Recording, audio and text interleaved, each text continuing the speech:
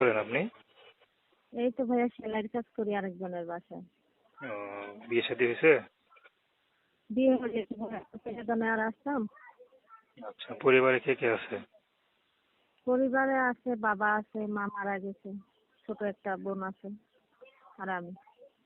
আচ্ছা আচ্ছা, তো বাবা মারা যাওয়ার পর মনে হয় সংসারটা আপনি চালান নাকি? জি, আমি চালাই। ও, তো পড়াশোনা করছেন নাকি?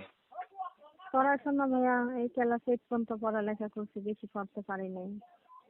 তো আপনার এই একার ইনকামে কি সংসার চলে? চলে না তো ভাইয়া, কষ্ট হয়। এই কষ্ট মষ্ট করে আর কি চলতে হয়। আচ্ছা, তো এখন আসছেন কি জন্য? কি জন্য জি আসলেন? ভাইয়া, কি জন্য আসলেন? এই মুহূর্তে নাই ভাইয়া। মানে কি মনে করে আসলেন? এই তো ভাইয়া আসলাম, একটা যদি ভালো মনের মানুষ পাই, কোনো ভাইয়ার আমার দায়িত্ব নেই, যৌতুক ছাড়া যদি বিয়ে করতে চায় আলহামদুলিল্লাহ, সে যেরকমই হোক ওনাকে আমি মাইনে নেব। তো সে কত যদি বছর বয়স বিপদ থেকে কাজ আপদে আমার করেন? পাশে এসে দাঁড়ায়। এই তো ভাইয়া কাজ করি আজকে 4-5 বছর হয়েছে, মেশিনে কাজ করি আমি। আচ্ছা, তো দুনিয়াটা সম্পর্কে একটু ধারণা হয়েছে যে দুনিয়াটা কত কঠিন, ঠিক না? জি জি জি। এই কঠিন দুনিয়াতে যদি কেউ আপনার জীবনটা মানে একটু সহজ করে আপনাকে পাশে রাখে, আগলায় রাখে, তার ব্যাপার ছাইরা চলে যাবেন না তো?